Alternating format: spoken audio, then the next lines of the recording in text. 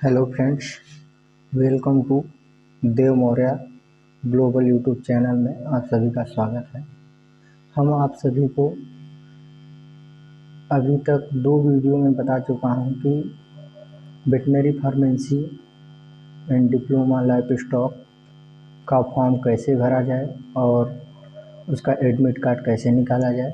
आज हम आपको बता रहे हैं इसके काउंसलिंग के बारे में कुछ जानकारी देना चाहते हैं, जो कि इसमें कितनी सीटें होती हैं, इनकी काउंसलिंग किस दर से होती है और कैसे कैसे होती है।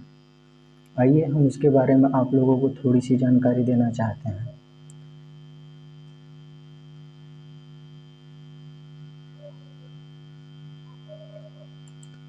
जैसे हमने आपको बताया था, डिप्लोमा फार्मेसी में 2 कैटेगरी होती है। एक डीपीपी होती है जो कि डिप्लोमा वेटनरी फार्मेसी होती है, और एक होता है डीएलआई। डीएलआई में होता है diploma in life stock instruction, जिसमें 2 अलग अलग होते हैं, जिसमें डीपीपी में 60 सीटें बताई थी और डीएलआई में 60 सीटें बताई थी। आप लोग जानते ही हैं, इसमें 2 सीटें 60-60 सीटें होती हैं, जिसमें से दोनों मिलाकर 120 सीटें होती हैं। इनकी जानकारी, ये क्या क्या कार्य होता है, कैसे होता है, ये हमारे पिछली वीडियो में आपको हमने बता दिया था। आइए इसके जानते हैं कि ये जो है किस आधार पर आप लोगों का काउंसलिंग किया जाता है या कैसे किया जाएगा। उसके बारे में हम आपको बता देते हैं, कितनी सीटें किस कैटेगरी में होती हैं, कितनी सीटें किस कैटेगरी में नहीं होती हैं। चलिए हम आपको पूरी डिटेल में बता देते हैं। देखिए, इसमें पूरे 60 सीट होती हैं। 60 सीट में आप लोगों को जनरल, ओबीसी, एससी, एसटी, चाहे जो भी हो, 1 से लेकर 26 तक के जो रैंक, 1 से लेकर 24 तक जो भी रैंक होते हैं, उस रैंक के बच्चों का पहले किया जाता है। जैसे 1 से लेकर 24 तक जितने भी बच्चों का रैंक होता है, उनका एडमिशन किया जाता है, और उसमें चाहे ओबीसी हो, एससी हो, एसटी हो या सामान्य हो, उससे कोई दिक्कत नहीं है। उसमें जिसका भी रैंक जितना होगा उतना तक किया जाएगा, 24 तक। उसके बाद जैसे ये डीएलई का बता दे रहा हूँ, जिसमें हम लोग गांव क्षेत्रों में एलईओ के नाम से जाना जाता है, पशुधन प्रसार अधिकारी के नाम से।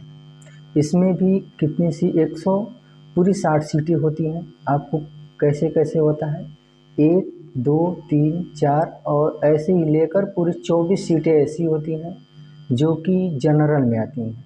जनरल में ओबीसी, एससी, एसटी किसी का भी जितना भी रैंक होगा उसी आधार से इसका किया जाएगा। उसके बाद एक आता है नीचे, जिसमें से 10 सीटें होती हैं ईडब्ल्यूएस या फ्रीडम फाइटर, मतलब जो स्वतंत्रता सेनानी के परिवार से बिलोंग करते हैं, वो होता है फ्रीडम फाइटर। और ईडब्ल्यूएस होता है जो जनरल के बच्चे होते हैं, जनरल मतलब सामान्य वर्ग के जो नीचे स्तर के आदमी होते हैं या लड़के होते हैं, उनको ईडब्ल्यूएस का एक प्रमाण पत्र होता है, जो कि गवर्नमेंट के द्वारा प्रमाणित होता है। जब तक वो गवर्नमेंट के द्वारा प्रमाणित नहीं होगा तब तक वो मान्य नहीं होगा, और ईडब्ल्यूएस जो लेकर आएगा उसी का काम होगा। इसमें होता है ईडब्ल्यूएस में पूरी 10 सीटें होती हैं। 10 सीटों में 9 सीट ईडब्ल्यूएस का होता है और 1 सीट फ्रीडम फाइटर का होता है। फ्रीडम फाइटर, अगर मान लीजिए कभी कभी होता है कि फ्रीडम फाइटर बढ़ गए, 2 हो गए, 3 हो गए, तो उनको भी ईडब्ल्यूएस में दिया जा सकता है। और अगर ईडब्ल्यूएस के बच्चे भी बहुत ज़्यादातर हैं और रैंक के हिसाब से ही हैं, तब इनको भी दिया जाता है। ऐसा नहीं कि 24 रैंक के बच्चों को दिया गया, उसके बाद फिर ईडब्ल्यूएस या फ्रीडम फाइटर कहीं के भी हों तो उठा के दिया जा सकता है, ऐसी कोई बात नहीं है। हाँ, ये हो सकता है 1-2 बच्चे अगर फ्रीडम फाइटर के हैं, फ्रीडम फाइटर के अगर 1-2 बच्चे हैं, चाहे किसी भी रैंक पे हो, उन्हें ये दिया जा सकता है सीट, चाहे जब, ये कोई क्लियर नहीं होता। फ्रीडम फाइटर के जितने भी बच्चे होते हैं उनको चाहे जब दिया जा सकता है, कोई दिक्कत नहीं होती है।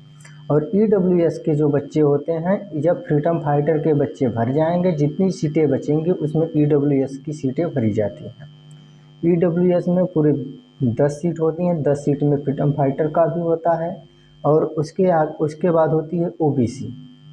अब ये बता दे रहे हैं आपको, एक रैंक से लेकर 24 रैंक तक इसमें भरी जाती है, ओबीसी SC ST सामान्य वाले में। उसके बाद 24 के बाद जो 25वीं रैंक होगी, 25 से लेकर आपका 35 तक की जो रैंकें होंगी वो ईडब्ल्यूएस में भरी जाएंगी, अगर ईडब्ल्यूएस के बच्चे हैं तो।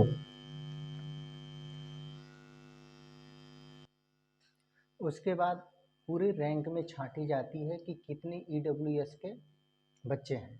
ईडब्ल्यूएस के बच्चे अगर 1 से लेकर 35 रैंक के अंदर हैं उनको भी लिया जा सकता है। अगर कम बच्चे हैं ईडब्ल्यूएस के तो वो कहीं से भी उठाकर लिया जा सकता है ईडब्ल्यूएस के, चाहे वो 30 रैंक हो, 40 रैंक हो, 50 रैंक हो, 60 रैंक हो, 70, 80, 90, चाहे जितने भी रैंक हों, ईडब्ल्यूएस को इतने में भरा जाएगा 10 सीट में। अगर 10 सीट से ऊपर ईडब्ल्यूएस को नहीं भरा जाएगा। अगर ईडब्ल्यूएस के बच्चे जो हैं चाहे 60 रैंक के हों, चाहे 70 रैंक के हों, चाहे 50 रैंक के हों, चाहे 40 रैंक के हों, चाहे 30 रैंक के हों, जितने भी बच्चे होंगे 1 2 3 4 5 6 7 8 9 10 तक इनको भरा जाएगा। उसके बाद उसको ईडब्ल्यूएस को रोककर फिर ओबीसी की कैटेगरी की भरी जाएगी। ओबीसी मतलब पिछड़ी वर्ग के लोगों को, पिछड़ी वर्ग के लोगों को फिर भरा जाएगा 1 से लेकर 16 सीटें तक, जो कि यहाँ पे उसी रैंक के हिसाब से चलेगी जो रैंक से यहाँ पर रुका था। जैसे 24 रैंक से लेकर 25 रैंक तक हो गई है, तो 25 रैंक के बाद से 26 रैंक इसमें ओबीसी में भरी जाएगी। ओबीसी में पिछड़ी जाति के ही लोग भरे जाएंगे। पिछड़ी जाति के लोग में जो भी आते हैं उनका भरे जाएगा। 1 से लेकर 16 सीट तक ओबीसी के ये फिक्स है, इसमें भरे जाएंगे। जब अब यहाँ पर जितनी भी रैंक ख़त्म होंगी, जैसे अब रैंक हो गई 30 रैंक हो गई, 40 रैंक हो गई, अगर 30 रैंक तक ये ओबीसी की अगर बंद हो जाती है, ओबीसी की अगर 30 रैंक तक 16 सीटें भर जाती हैं तो वहीं पे रोक दिया जाएगा। उसके बाद एससी और एसटी को भरा जाएगा। एससी एसटी में 1 से लेकर 10 तक 10 सीटें होती हैं, 1 से 10 सीटें होती हैं, जिसमें एससी एसटी के बच्चों को भरा जाता है। वो उसमें देखा जाता है एससी एसटी के बच्चे चाहे जितने भी रैंक के हों, चाहे वो 30 पे हों, 40 पे हों, 50 पे हों, 60 पे हों, 70 पे हों, अगर जैसे ईडब्ल्यूएस को भरा गया था उसी तरह से एससी एसटी को भी भरा जाएगा।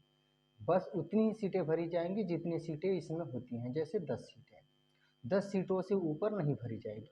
अगर मान लीजिए किसी तरीके से एससी एसटी की सीटें खाली हो रह गई, या ओबीसी की सीट खाली रह गई, या ईडब्ल्यूएस की सीट खाली रह गई, तो उसके बाद रैंक के हिसाब से ही अगर 30 रैंक तक हुआ है तो 30 से 35 रैंक के बच्चों को बुलाकर जो सीटें खाली रहेंगी उसे जो भी बच्चे हैं रैंक के हिसाब से, अगर पिछड़ी के हैं तो पिछड़ी में कन्वर्ट करके उनको सीट दी जाएगी, अगर सामान्य के हैं तो सामान्य की में कन्वर्ट करके उन्हें सीटें दी जाएंगी।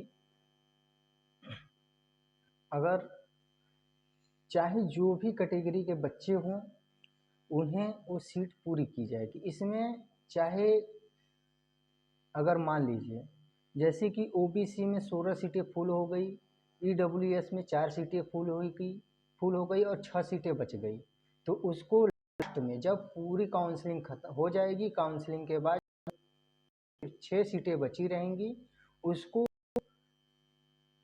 सामान्य में रख दिया जाएगा। उसमें ओबीसी, एससी, एसटी कोई भी ले सकता है, मगर हाँ उसे रैंक के हिसाब से ही दिया जाएगा। ये नहीं कि कहीं और से उठाकर रैंक से दिया जाएगा। अगर 30 रैंक तक चला है तो 35 रैंक के बच्चों को बुलाया जाएगा। अगर 35 रैंक के बच्चों में पूरे हो जाते हैं तो फिर 35 से ऊपर के रैंक के बच्चों को बुलाया जाएगा। उसी तरह से इसको पूरी तरह से भरा जाएगा। इसी तरह से डीएलई का भी है और डीवीपी का है। दोनों प्रोसेस सेम है, प्रोसेस में कोई अंतर नहीं है। जैसे इन मैंने बताया है सेम टू सेम वैसे ही पूरी प्रोसेस चलती है।